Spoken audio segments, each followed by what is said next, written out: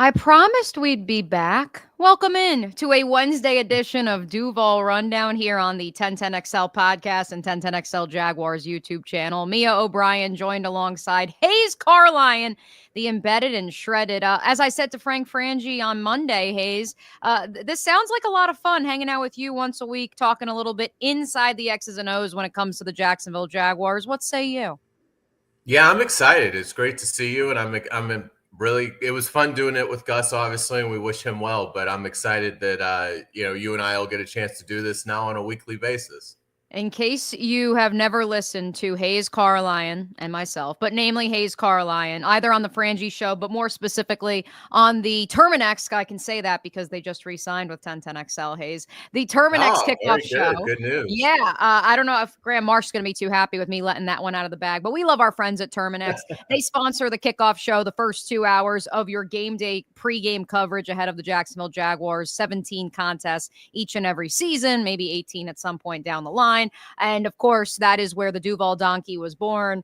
If you've never seen Hayes chugging a Duval donkey or a brackish drink of choice, you are going to want to go dig up those videos in the archives. But we're not here to chug drinks today, Hayes. We, like so many in the NFL media space, are going to rank the top 10 coaches in the National Football League, but with a twist. We are going to rank the top 10 coaches the Jaguars will face in the 2025 season, now armed 6 days to marinate over the Jaguars 2025 schedule as it is laid out. But as I told you as we were getting ready for today's episode, we're not just doing head coaches. I've got some coordinators thrown in here. I'm not afraid to put a coordinator ahead of even their head coach, maybe, possibly. So we're going to have a nice little snake draft going back and forth to make the argument of who the top 10 coaches / schemes the Jaguars will face in the 2025 season are. Are you ready, Hayes? Love it. I'm all set. It's a fun topic. All right. Well, I think I don't want to speak out of turn. But instead, what I will simply say, I'm going to count to 3, and you're going to tell me who you have as the number 1 coach the Jaguars will face in 2025. Okay, you ready? Okay. 1, 2, 3. Andy Reid. Andy Reid. Good. Okay. So we both have Andy Reid and the Kansas City Chiefs at number 1. I figured that would be the case, so we'll get that one out of the way. I think what's even more interesting for me, Hayes, when we look at some of the coaches the Jaguars will face, some of these entrenched coaches, not just with their teams, but also in the National Football League, I think that what Andy Reid has been able to do in Kansas City really stands the test of time when you consider the likes of Pete Carroll now in his second stop as a head, or I guess technically third. Wow, that's weird to say. Third stop as a head coach in the National Football League, Sean Payton in his second stop, and yet here's Andy Reid continuing to age like fine wine. And granted, Patrick Mahomes is a big reason why. Yeah, without a doubt. What's so remarkable, I think, about what Andy Reid has done there is they've really evolved from, early on it was when shootouts, you've got this amazing quarterback in Patrick Mahomes, Tyreek Hill, and just outscore people. And they've really evolved into more of a defensive unit. I mean, obviously they're still incredibly difficult to stop from an offensive perspective with Mahomes and everything, but they have had some personnel issues on that side of the ball. And defensively, they've really, stepped it up. So again, we'll see down the road in this draft, but I have a feeling this won't be the only Chiefs coach potentially that is selected. They're just a very all-around team, and they can beat you in every phase. And Andy Reid deserves credit for building that. He's got the best staff in the NFL, and they've lost coaches, but it hasn't hurt them when they have. And he's really developed into a Hall of Fame coach. I mean, that's what Andy Reid is now. It's really hard to get in as a coach. But I think when you look at his resume, it's not an embellishment to say he is a future Hall of Famer, and it's deservedly so. We've got plenty of votes coming in via the YouTube chat. Our listeners who are watching live, they are stumping for some potential names here in our top 10 coaches / schemes draft. Hayes, you're going to take number 2. You're going to take the evens. I figured we both had Andy Reid off the top, so that's why we hit him right away. But at number 2 in your top 10 coaches / schemes draft, who is the second best coach the Jaguars will face in 2025? It was a hard decision because there is a lot of really quality guys that the Jaguars will face, but I went with the Jaguars road. I mean, the whole offseason has been a love letter to the Rams, so I'll continue that path and I'll take Sean McVay second overall. I mean, you look at how, for a young guy, how many branches are now on his coaching tree, and a big one now in Jacksonville with Liam Cohen. So, you look at what the Rams have been able to do. It's one thing to have elite talent and bring that elite talent, to great heights. But, they took a guy like Puka Nacua, who was, a late round pick and is now, arguably a top 5 receiver in the NFL. It's just, it's a scheme offensively where they just are able to find separation, through McVay's designs. And obviously it's the envy of the league, as we've seen by all the head coaches now in the league that, have a direct tie to McVay. So a lot of good choices here. Certainly would it be, would be open to an argument for somebody else. But for me, I went Sean McVay. I also had Sean McVay at number 2, so no arguing here. And I think the big reason, Hayes, is if you had asked me this question of where Sean McVay ranks among NFL coaches, even outside of just who the Jaguars will face in 2025, if you had asked me that 5 years ago, maybe he's a little further down the list, because I am basing his ranking solely off of he is a wizard when it comes to scheming up offenses, maximizing his players. But now, as we look at this through the lens of 2025, the year in which I believe Sean McVay either just turned 39 or he will turn 40 this year, which is astounding in and of itself. But the fact that in the last 5 years, he has proven that he is adaptable, that he will adjust not only philosophically to whatever roster Les Snead gives him, but that he is also more than willing to take a back seat if his defense is about to be the identity of his team, much like Andy Reid, who, of course, in case you're just joining us live, we have as the number 1 coach in this top 10 coaches / schemes draft. And so, yeah, for me, it's a no-brainer. And certainly, since this is a Jaguar-centric podcast, Rams East. I asked Hunter Long one-on-one after Monday's OTA about it, and he kind of laughed and was like, yeah, there's things, but I think we're trying to do our own thing. And that's the right answer, Hunter. But I think everybody, including the 2 hosts of this podcast, would say Rams East is alive and well. Did want to hit a couple of the comments in our YouTube chat before I get to number 3 in this snake draft. From our friend Dell, the only reason I would pick Andy Reid over McVay is Taylor Swift. Oh, no, I'm just kidding. That's not the one that I wanted to read from you, Dell, although I had to get that one off. Dell says, don't forget the Rams were so close against the Eagles. I think they would have handled the Chiefs. And I think that if that conversation is to occur, Hayes, I think that the reason they would have hung with the Chiefs was not because, say, in 2019, when those 2 teams met up in Mexico City and it was the greatest show on turf, I think the Rams would have hung with the Chiefs because of how disciplined and the attention to detail and just the physicality, which, again, if you go back to that 2019 Rams team that we regarded as one of the best offenses we've ever seen, and certainly the Chiefs of 2019 were right up there with them. But I don't think that discipline, tough, hard-nosed would have been words you would have used to describe those early Rams teams under Sean McVay.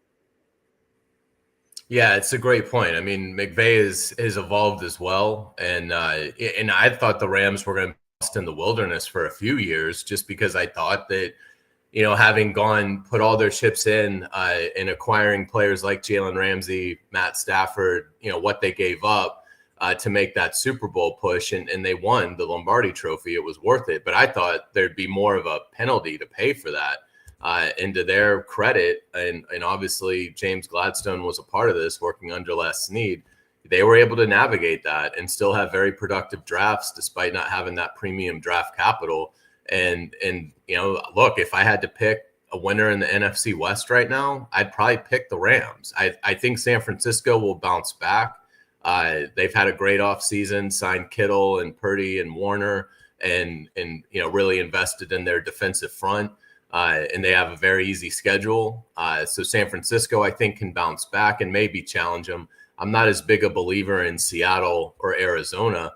So, I mean, you look at the Rams, and I think you'd have to give them a slight edge in a very competitive division to win it again. So the fact that they've been so consistent, coming off of what for most teams could have been a decade-long rebuild, is really impressive. And it's a credit to McVay. It's a credit to that entire organization. But I think Sean McVay is really the main engine in the operation there. Great segue as we keep it moving with our top 10 coaches draft. I do have Kyle Shanahan of the San Francisco 49ers as my third overall best coach the Jaguars will face in the 2025 season. And I think it's so fascinating, not just because I actually started Mike Silver's great book, The Why is Everything, last night, Hayes, where he dives even more in depth into the origin story of Kyle Shanahan and Sean McVay and this modern NFL offense. Not just because I read that and this, they called them not frenemies, but they're like friendly enemies or enemy friends or something like that. There's a funny name that they have for the two former coworkers with the Washington Redskins. We'll call them what they were back then in 2012. But I think that with Shanahan, the reason he falls below McVay is not that he hasn't evolved. It's not that he wasn't the one who helped largely bring Sean McVay to the forefront and the attention and the nucleus and the stratosphere of NFL fans.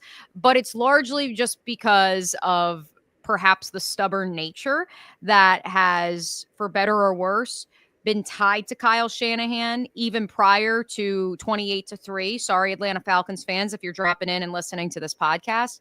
But I think it goes to this idea of how he has constructed his roster year in and year out. The idea of he was willing to say, and it's in Mike Silver's book, he was willing to go to Jed York, the owner of the San Francisco 49ers, and say that our best quarterback is our third stringer in Brock Purdy a couple years ago. Better than Trey Lance, who he adamantly said, hey, this is who we're going to go with, despite the fact that his inner inklings, again, this book, I haven't gotten into the full book yet, but a lot of little details that I've read in screenshots, and I'm only a couple chapters in. But the fact that Kyle Shanahan wanted to draft Mac Jones, but because he wanted to be different, he goes out on a ledge. He goes to Trey Lance. But then he reverts back to Jimmy Garoppolo, Brock Purdy, the Kirk Cousins mold, if you may, that he's become so accustomed to. I think that, unfortunately, for us in the media, it is what we hear from people around the league, but also the prickly disposition that Kyle Shanahan possesses, that perhaps is why Sean McVay, who's a bit more amicable, I would say, at least in the eyes of the media, but also in terms of bringing people together, roster building, that's why I have Shanahan third. And then, of course, the final little asterisk on that, which I'm very excited to get your take, especially hearing your thoughts on the NFC West this upcoming season. This idea of he thought that the defense, with the personnel that it had, would be okay last season with Nick Sorensen, once upon a time the Jaguars special teams coordinator, as their DC, Brandon Staley as the assistant head coach. With all due respect to those two gentlemen, suddenly he's right back to the well with Robert Saleh, a very different looking defense than what Robert Saleh left in San Francisco back in 2021 when he took the job to become the head coach of the New York Jets. Yeah, I think the 49ers were embarrassed by how things went last year because they do have so much talent. They had a ton of attrition, but to me, they're the biggest bounce back candidate. Shanahan's a big reason why. I mean, he is a very gifted offensive mind. As he made mistakes, well, of course, I mean, you referenced the 28-3 where he didn't have his best stuff late in that game as offensive coordinator, But I think as a head coach in San Francisco, he has done a good job of really, to your point, finding guys that, weren't necessarily premier draft picks. I mean, what he's done with Brock Purdy is sensational. It's one of the biggest success stories that we've seen in the last decade in this league. And we'll see if it continues to be so with now Purdy getting the big contract, but my guess is it will. And yeah, I think they've restocked defensively. I think San Francisco is going to be right back in it. That's going to be, I think, a really exciting race between them and the Rams. But I do think you'd have to give it to Shanahan. He's got such a diverse offensive mind. They just present so many challenges in what they throw at you week in and week out. And, it doesn't, hurt that every time he's seen the Jaguars, he's just dissected them. Even in 2017, when they had this elite defense and, they fly out to San Francisco and you blink and they're down 3 possessions. He's just a very talented offensive mind and a quality head coach. And so that's going to be a really difficult challenge, flying out to San Francisco. What is that, week 4, I think? Yeah. Yep. That is, that's one that if the Jaguars are able to go out to San Francisco and get that win, that's almost like if you're a golfer at, like, let's say Oakmont coming up in the U.S. Open and you par the hardest hole on the course, you kind of feel like you gained a stroke and a half on the field. If the Jaguars are able to go to San Fran in week 4 and get a win, which I don't anticipate they'll do, but if they are able to, that you kind of feel like that's not just a win. That's like a win and a half in terms of how, the other teams in the division are probably going to fare against the 49ers. And I don't want to dismiss Kyle Shanahan just because of his disposition and say that that's the reason he's not ahead of Sean McVay, because Sean McVay's a golden retriever and more likable. I don't want to say that's the reason. I think it's just that, and again, it's in reading not only Mike's great book, but also, Jordan Rodriguez, the play callers with The Athletic, our good friend who covers the Rams, and of course did a deep dive podcast, if you haven't listened to it, the 5-part series on the origin story of Sean McVay and Kyle Shanahan. And just this idea of how much Kyle Shanahan has evolved over the years. They explain in the opening chapter of The Why Is Everything that the reason that he threw the ball in the Super Bowl down or up 28 to, I guess that was 19 or whatever it was at the score at that point, I guess it was 28-13. The reason they threw it to Julio Jones was because in the back of Kyle Shanahan's mind, he was thinking players over plays. Jaguar fans, I think you've heard that quote a time or two here in the last few months. And so because he said, you know what, Julio Jones is the best player on my team, I need to get him the football because that's what Matt Ryan would want me to do. That's what happened. And ultimately, Matt Ryan gets sacked for a 12-yard loss, then a loss behind the line of scrimmage, and lo and behold, fumble. The Patriots go down the field and score, and all of a sudden it's a whole new ball game. And so I think that I don't want to suggest that Kyle Shanahan is so rigid that he's unable to conform and Sean McVay has been more adaptable. But I would argue that Kyle Shanahan, and this is not a limitation, I think if anything, being self-aware is a positive. I think that Kyle Shanahan has recognized, hey, I do best with quarterback A as much as I would love to dabble with quarterback B. And so I'm just going to keep sticking with quarterback A, whether his name is Kirk Cousins, Jimmy Garoppolo, or Brock Purdy. And I think that's okay, because I think being self-aware it's actually a positive, and not many human beings can say that, let alone many NFL coaches. Let's keep it moving with our top 10 coaches draft of who the Jaguars will face in 2025. Hayes, who do you have at number 4? At number 4, I went with Sean Payton. I just think you look at what he's done offensively in his career, obviously going back to New Orleans with Drew Brees and incorporating Alvin Kamara, some outstanding receivers that weren't necessarily first-round picks, Colston and Michael Thomas. And now you see what he's done in Denver. I was impressed with what he did with Bo Nix last year. Cortland Sutton's playing at the best level that he's played at. They've been able to do it without really much of a outstanding running back. So I'm interested in seeing now that they've moved on to a fresher crop, if that gives them a little bit more balance. Obviously, our good buddy Evan Ingram is now in Denver, and I'm sure is going to be an outstanding asset for Sean Payton. So I wasn't sure when Payton went to Denver if he still had his fastball. And clearly he does. And I think Denver is a team that should feel like they're ascending. So I think that's going to be a big challenge for Anthony Campanile in the Jaguar defense to have a good game plan and to hold that Broncos attack to, you'd like to think 21 or under, something like that. So, I think I'd have to go with Sean Payton from what I'm seeing now in Denver, and obviously coming off a brilliant run with the Saints. And obviously, he has a Super Bowl title to his name. That's what I think makes this ranking a little bit difficult, because you have to keep that in the back of your mind. You have to keep the fact that one Pete Carroll technically has a Super Bowl ring as well, how that affects our rankings. Full disclosure, Hayes, I actually had Sean Payton 6th on my rankings. Okay. And that was actually because, and yours is the pick. So number 4 is Sean Payton when we actually sit down to go through with this.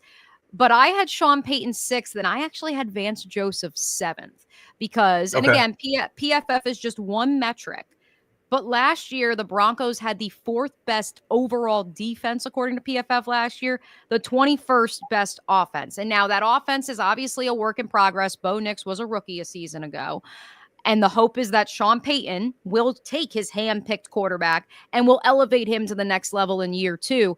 But I can't help but feel like ultimately it's the former Broncos head coach and a defense that added Jahdae Barron, by some accounts, the 2nd best corner behind Travis Hunter in this year's NFL draft. I can't help but say, with him and Surtain potentially on the boundary, although Barron probably is going to slide more into that nickel spot, but still the point stands that that is going to be one of the best coverage units in the National Football League. And I actually think that's what elevates the Broncos ceiling even more than Bo Nix, although certainly having a Super Bowl winning head coach, I think, is a feather in the cap. And it's someone who can construct not just a roster, Hayes, but an organization, a culture, for better or worse. And I think that that's ultimately where he has to be in the top 10 when it comes to not just coaches the Jaguars are facing, but probably overall coaches in the National Football League too. Yeah, and again, those are all great points, and Vance Joseph has done an outstanding job. First off, you have to give him a ton of credit for being willing to go back to Denver. There's a lot of coaches, you talk about self-aware, and that is a big weak point for a lot of people not in the NFL and in all walks of life. But it's also hard to have that humility to be able to go back to a place where you failed in your biggest shot, and Vance Joseph was willing to do that, and he's done an outstanding job, and certainly they have unbelievable talent, but yeah, he's very worthy of of being on this list, and so again, Sean Payton's done a good job. He's built a great staff there, and I would anticipate that Denver will have the elite defense again. The offense will be improved as Bo Nix matures and kind of sees a little bit more of the league. So that's going to be a really tough game. I mean, that's on both sides of the ball. The Broncos, you have to think, are going to be incredibly well coached. So why don't you give me who you would have had? Give me what would that be, 4 and 5? Yes. So, well, we'll keep it moving because then I'll just slot right in with my pick in the snake draft. The coach that I had 4th, will make him 5th in our overall draft, Hayes. And this one I am selecting not because of scheme necessarily, not because of drawing up plays, although I think he's pretty good at that too. I am selecting this coach for the same reason that we just outlined with Sean Payton, this idea of building a team on both sides, all 3 phases, both sides of the ball, all 3 phases. And that's Jim Harbaugh of the Los Angeles Chargers. I think what's been interesting these last few weeks, listening to a lot of the national shows, whether that be our friends at NFL Daily with Greg Rosenthal or Mina Kimes' show, I think what's interesting is that they are all putting Dan Campbell, which the Jaguars will not face the Detroit Lions, and that's why he's not a part of this ranking. They are all putting Dan Campbell in the top 5 because of the turnaround. And while, yes, it's not like the Chargers had fallen on hard times or had perpetually been in hard times like the Detroit Lions, but I think that we are not giving Jim Harbaugh enough credit for what he was able to do culturally in Los Angeles, bringing literally the Michigan Strength and Conditioning Program, bringing college ideology and college philosophies to Southern California, where he spent much of his childhood, and then turning things around quickly. But additionally, I don't think it's a gimmick. I don't think it's a meme. The confidence he was able to instill, not just in Justin Herbert after he had lost all of his confidence, but even Quentin Johnston, the much maligned former 1st-round wide receiver, who, I'll raise my hand, I'm among the most critical of the young man out of TCU. And Jim Harbaugh was able to completely turn a 180 on that young man's career, let alone elevating the floor, raising the ceiling once again for Justin Herbert. And I think that he deserves a lot of credit for it. And I also think that what we saw in Los Angeles, and I've certainly talked about this, for all this talk about Rams East, I think what also needs to be studied if you're the Jacksonville Jaguars is what Jim Harbaugh was able to do in literally having Justin Herbert drop back 23 times, Hayes, in their season opener last year. That was bottom 5 in terms of how many times in a single game Justin Herbert has ever dropped back in a game and how many snaps he's actually taken, because they put all the pressure on somebody else. They said, we're going to run the ball. We're going to elevate our defense. And in doing those things, we are going to rebuild, in the words of Press Taylor, we are going to rebuild Justin Herbert and this passing attack from the studs. And I think they were able to do that to great success. And I can't wait to see what step 2 of the Jim Harbaugh revolution is. Yeah, it's a great pick. And the other thing about Jim Harbaugh that I really coveted when the Jaguars were looking for a new head coach is somebody that would have that euphoria over coaching the franchise quarterback. And, you know, and you didn't know where Justin Herbert's confidence level might be when they were looking for a coach. Jim Harbaugh comes in and immediately just gushes about Justin Herbert and continues to do so to this day. I mean, just a week or two ago, you know, he was saying, you know, my goal is to make sure Justin Herbert makes the Hall of Fame. You know, that's unbelievable to have a head coach say that about a player, particularly one in which, you know, the accolades in terms of playoffs and stuff really aren't there for Justin Herbert. I mean, I think he's a really good quarterback. I think he's better than probably what he gets credit for nationally. But he hasn't had the postseason success. I don't put a lot of that on him. I do think Brandon Staley was overmatched. And I think with Jim Harbaugh, Justin Herbert will have some good moments in the tournament. But I just loved that at putting that instant confidence into a young quarterback that, you know, probably did have, I mean, not doubts, but, you know, had not accomplished certainly everything that you'd like to see your quarterback accomplish. Liam Cohen hasn't been like that with Trevor, but it's been positive. I mean, it's from the start. I mean, getting a chance to coach Trevor Lawrence has been something that Liam Cohen is talked very highly about since his introductory press conference. And hopefully the more that they work together, you'll see that, because you want to see that. You want this to be like a 15-year partnership with Trevor Lawrence and Liam Cohen. But the head coach is got to kind of set the tone and build the foundation in that relationship. And, you know, I think Jim Harbaugh has just done a magnificent job doing that with Justin Herbert. And, you know, I think it's reflected in their play. They're incredibly physical. To your point, they wanted to show Justin Herbert, we're going to put you in a position where we're going to support you with what we're doing around you.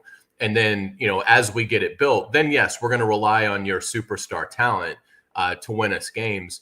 But you're dead on. And I'd have no problem if that's the route Liam Cohen wants to take early on with Trevor Lawrence. Now, part of that will be the development of the running backs, and particularly Bashal Tutin, because I don't think I think they've sort of given up on Etienne and Bigsby in terms of being elite players for this organization.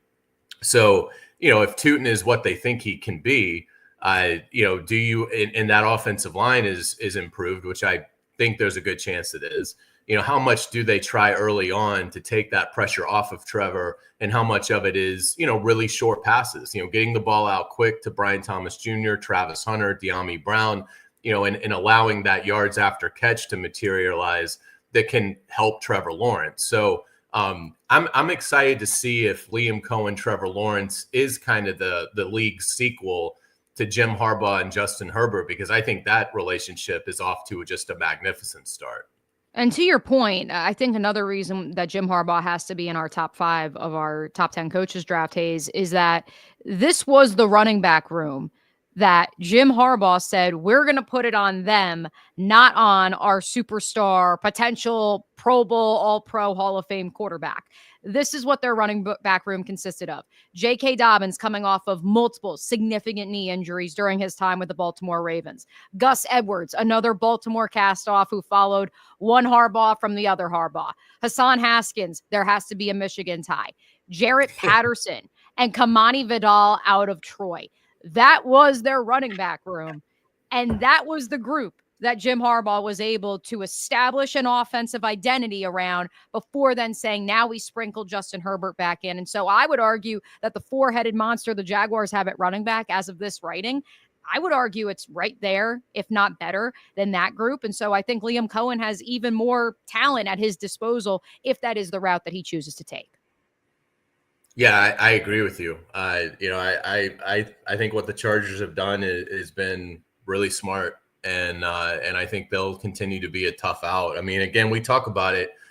Be glad the Jaguars are in the AFC South, because if they were in the NFC, or the AFC West, I mean, what would the expectations for the season be? I mean, I think you'd ideally be looking at, can they maybe challenge for second? But even then, I mean, with the Chiefs, Broncos, and Chargers, I mean, be glad you're not in that division, because I think the expectations would be much lower than where they are right now.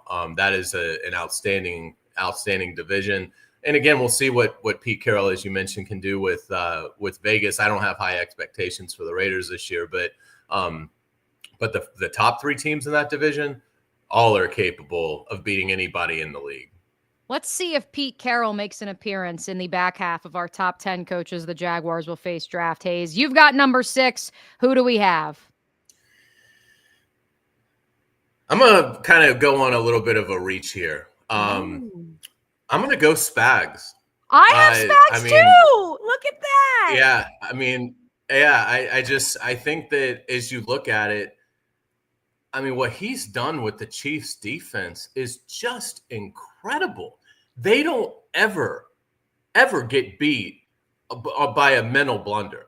I mean, when you watch Kansas City play, and they're a very good tackling team, which in this day and age is hard to do because you just can't work on it. But what he has been able to do with that defense, and again, taking players that weren't necessarily, first round picks and making them into an elite unit. I mean, if I was an NFL owner, and let's say I had an expansion team, and I was starting to build a staff, I mean, he'd be at the top of my list in terms of defensive coordinators. And I obviously, I think he's had a opportunity to be a head coach before. It was a long time ago. It didn't go well, but I'd have no issue at all if an owner wanted to give him another shot before he walks off into the sunset. But he has just been such an asset for Kansas City. They are always so prepared for everything that the opponent is going to throw at them. And obviously, I understand it didn't go well in the Super Bowl. They got dominated at the line of scrimmage on both sides of the ball. But I think Spagnuolo is just about as good as it gets in terms of his generation of defensive minds. And so he's not a head coach, and he was a failed head coach. But I think in terms of challenges, I think for Liam Cohen, offensively, that's going to be one of his biggest challenges of the season, is getting his offense ready to move up and down the field against Steve Spagnuolo and everything he brings from a defensive acumen standpoint. And here's the other thing, Hayes. If we want to talk about Super Bowl rings as a metric for this exercise, not only has Steve Spagnuolo won 3 Super Bowl rings as the defensive coordinator of the Kansas City Chiefs, the periphery, which he shared with one Tom Coughlin and the New York Giants, he was a part of another dynasty and another great defense in New York. And so that's where I look at this and I say, yes, maybe he isn't a head coach, but because this exercise is top 10 coaches / schemes, undoubtedly, this is one of the toughest schemes the Jaguars will face in 2025. I'm going to keep it moving with another defense coordinator at number 7. We already talked a little bit about him, and that is Vance Joseph. Again, the number 4 overall defense. Real quick, back to Spags, number 2 overall defense, according to PFF last year, were the Kansas City Chiefs, top 10 in pass rush, coverage grade, tackling, and run defense. The same can be said about the outfit that, as we already alluded to, Vance Joseph has been able to assemble in his second stop in the Mile High City, this time as defensive coordinator. And look, I think that is where there is the most room for growth for this Denver Broncos team. I'll say it again. they don't have any premier, in my estimation, premier pass rushers. And maybe that's the one missing piece, if you may. Yes, they added Dre Greenlaw coming off of the ruptured Achilles with the San Francisco 49ers. But outside of him, I mean, Zach Allen, who was a 3rd-round pick out of Ohio State, maybe he was a 2nd-round pick. I forget. Sorry, Buckeye fans. You've got John Franklin Myers, a much-traveled journeyman at this point of his career. Nick Benito's coming on. Jonathan Cooper, another Ohio State Buckeye. But it's not like there's a premier top 5, top 10 pass rusher in that group, and yet they continue to get the most out of that roster, much like Steve Spagnuolo has been able to do, albeit with Chris Jones in Kansas City. Yeah, I mean, it's a great call. I mean, he's built something special there, and they're going to be every bit as good this year as they were last year if they stay healthy. So again, that's going to be really interesting to see how, Liam Cohen goes about, trying to pick apart that Broncos defense. And it's late in the year. Obviously that's going to be an incredibly difficult challenge because you might be dealing with elements too, on top of everything, with it being a game right around Christmas time in Denver. So, that could be one where you just hope to score 17 and win 17-16 and get out of there. But yeah, that's a great pick and will certainly be a very difficult challenge for the Jaguars. So for the sake of full transparency, when it comes to my big board, because we're doing a draft here, but my big board of coaches, I had one side of the notebook, Hayes, I had a bunch of names that I couldn't figure out where to place them. And then I pretty much had 1 through 7 good to go. 8, 9, and 10, a lot of different ways we could take this top 10 coaches / schemes draft. I'm curious, who do you have at number 8? So this is where, I agree with you. It starts to drop off. So I'm going to go, I like this coach probably more than most. I'm going to go Robert Saleh. I still think he was dealt a really bad hand with the Jets. And part of this is, I covered the Jaguars when he was here, and I do think he's a really good defensive mind, and he's an outstanding person. I think he's going to do really well. I think in San Francisco as coordinator, I think that I'm really optimistic on the 49ers this year, and he's a part of that. And I think he can be a successful head coach. I'm glad it turned out the way it turned out with Liam Cohen, and I think the Jaguars, hit a home run.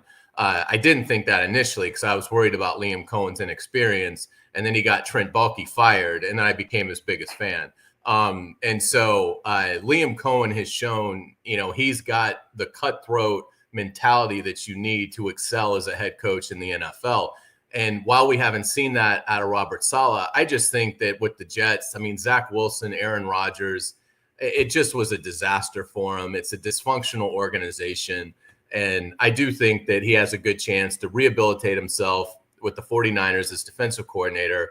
I think that they'll be I think he'll produce a good defense. And I think he's deserving of a second chance. So again, I agree with you. The depth kind of dropped off. And I know there's people out there that aren't big Robert Saleh fans, and I understand that. But for me, I'd put him, this is where I'd have him on the list.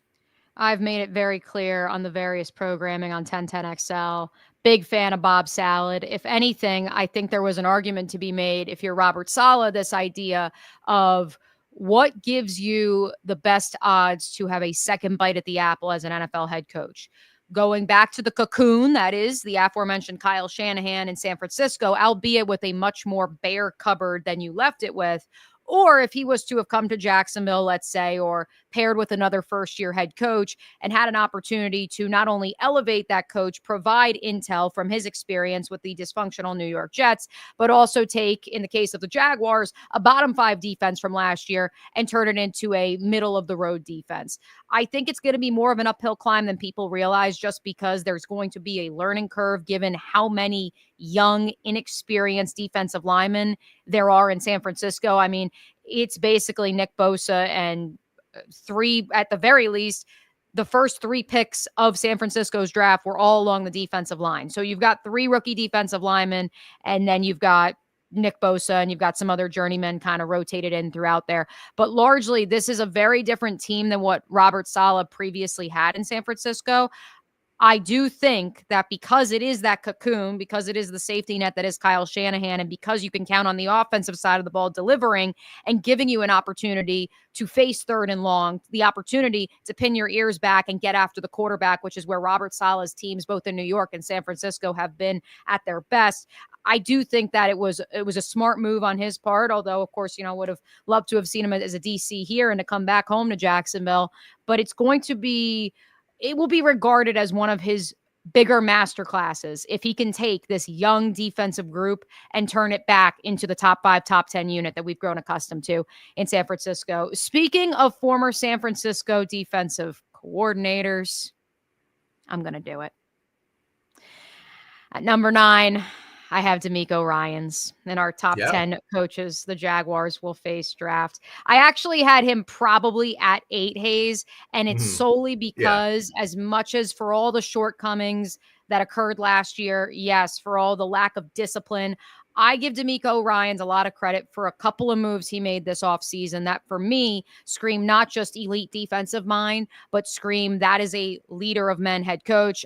Take the Azeez Al-Shaair of it out of it. I don't agree with that, but that's his friend. It is what it is. Saying goodbye to Bobby Slowick.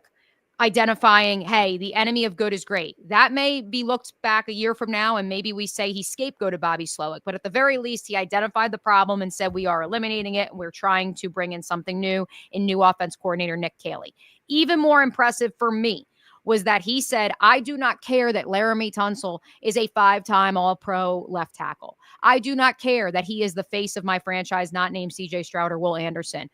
He is not getting in line with the program. He is operating on an island unto himself. He is the most penalized offensive lineman in the game of football. You're gone. I am drawing a line in the sand and saying, unless you get with the program, you will not be with this program. And for me, that spoke volumes, in addition to, of course, the fact that this is a defensive front that, much like what Robert Saleh is going to be armed with in San Francisco, I mean, different than Robert Saleh in that you will have Danielle Hunter and Will Anderson. But outside of that, certainly Danico Autry has been a productive player in the NFL, albeit in the back half of his career now. Foley Fatukasi, Sheldon Rankins, Mario Edwards was a part of the Jaguars practice squad not too long ago. It's not like they have any elite names in that interior of the defensive line. They didn't last year either, and yet DeMeco Ryans continues to get the most out of that front, and that's without even going into their secondary, which is now handsomely paid on second contracts largely. Yeah, I think it's a great call. I mean, he's an excellent defensive mind. He's done a great job, obviously, as a head coach. When you look at the results, winning the division both years, and so, he's a challenge. They will be a challenge defensively. And so I think it's a good pick. And I guess we only have one left. Is that right? And it's all you, Carlyon. It's all we you. Have one left. Is that? Yes. Who is the final pick in our top 10 coaches / teams the Jags will face? I'm going to go out on a limb a little bit again. And let's get Heath Farwell involved in this discussion, because I'm going to go Dave Toub, special teams coordinator with the Kansas City Chiefs. Again, they were blocking field goals to win games last year. I mean, it's incredible how dynamic they are in all three phases. And look, that Monday Night Football game, when they come to Jacksonville, I mean, you cannot fall asleep on special teams against the Chiefs. And the Jaguars have been very good, and Heath Farwell has been very good. It was a reason he was retained, and that was a smart move by Liam Cohen. But boy, you'd hate to have, a lead, or you're driving to take the lead, and Dave Toub is able to design something and block a punt, block a field goal, or a big return, and that ends up, sparking the Chiefs to a Monday Night Football win in Jacksonville. So that'll be a big storyline for that week, is that phase of the game, because I think they're both strengths. I think the Jaguars do a good job with theirs as well, but the Chiefs can beat you with their special teams. And again, they proved, I think they had 2 or 3 games last year where you can definitively put that win on the special teams. And so, Dave Toub's been doing it for a long time in Kansas City. He's, it seems like, he's always sort of thrown out there every year in the carousel is, could he possibly get a job? Obviously it's a very difficult path. John Harbaugh is basically the only guy that we've seen go from special teams coordinator to a head coach. So I'm going to go special teams here, throw them a little bit of love, and say Dave Toub is going to be a big challenge for the Jaguar coaching staff when they meet. Yeah, ask the Broncos. They'll tell you about what happens when you face Dave Toub. You just don't walk into Arrowhead or face the Kansas City Chiefs and think that Dave Toub's going to let you get out alive. What a pull by Carlyon to wrap up our top 10 coaches and schemes the Jaguars will face draft. I do want to give a couple shout outs to the best of the rest before we recap our top 10, Hayes. I do have, to your point, I didn't have Pete Carroll on my big board all that high. I do think Chip Kelly does raise the floor, though, of that Las Vegas team the Jaguars will face on November the 2nd, and very fascinated to see what he learned at Ohio State, what he can bring that's maybe new and emerging from the college game to the National Football League. No, you're not as high on Mike Macdonald, the head coach of the Seattle Seahawks. I really wanted to include him, to be honest, because I love the work he did in Baltimore and the fact that he led the Seahawks to a 10-win season in his first year. But they had the 14th overall best defense, according to PFF. They were the 10th best tackling outfit, at least by PFF's metric. I thought that was interesting because it is one of those things where you look at that division and you look at how competitive they were and you say, wow, like what's going on here? What's in between the lines? And now they've retooled their entire roster with a new quarterback. And so fascinated to see what Seattle does. I did throw a couple of notes out here just for Shane Steichen. I know that the numbers don't reflect it. I've certainly been as critical of the Colts as anyone, but I believe that's more about quarterback play and roster construction than it is Steichen, who did. Yeah, he's a good coach. Yeah, he led the Gardner Minshew-led Colts to a 9-win campaign in his first year as a head coach, Hayes. Like, that deserves a shout out at the very least here on this podcast. And speaking of quarterback, speaking of coaches who are making the most despite their quarterback play, I do want to give Dave Canales some love with the Carolina Panthers. I don't know what the season holds, but I can tell you this. It's not going to be a walk in the park for Anthony Campanelli week 1. And I think he would tell you that, not just because it'll be his first game as a defense coordinator in the NFL, but because Dave Canales is one of the brighter offensive minds outside of the Shanahan tree that we probably don't talk about enough. And what he was able to do with Bryce Young, yes, certainly there will be those who say, leave it in 2024, prove it to me in 2025. But I don't think it can be dismissed because in the same way we talked about Jim Harbaugh elevating Justin Herbert's confidence, I think Dave was able to do the same with Bryce, albeit in a circumventing route that included benching him at one point last year. Yeah, it's great points. And again, that is,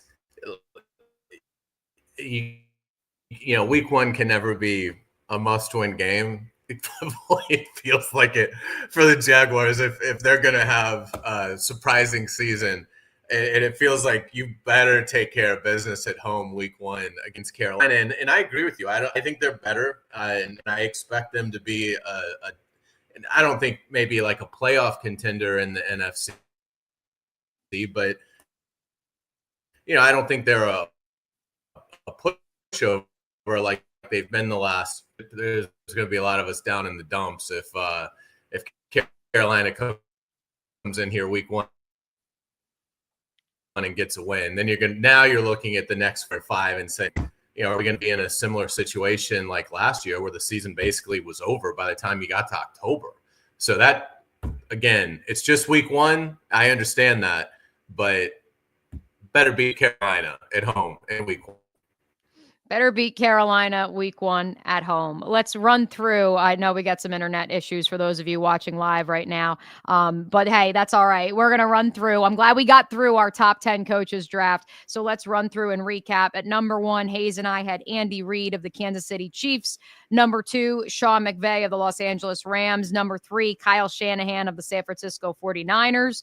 Number 4, Sean Payton with the Denver Broncos. Number 5, Jim Harbaugh, the Los Angeles Chargers. Number 6, our first coordinator on this list, Steve Spagnuolo of the Kansas City Chiefs. Number 7, Vance Joseph, defensive coordinator, Denver Broncos. Number 8, Robert Saleh, defense coordinator, San Francisco 49ers. And number 9, DeMeco Ryans, head coach of the Texans. And finally, the best pull of them all, Dave Toub rounds out our draft. the Kansas City Chiefs special teams coordinators. Those are the top 10 coaches and schemes your Jaguars will face definitively here on this May the 21st in 2025. Hayes, I think the internet's back up and running for you. Any last thoughts before we get out of here, especially as we look ahead to OTA number 2 next week for the Jacksonville Jaguars?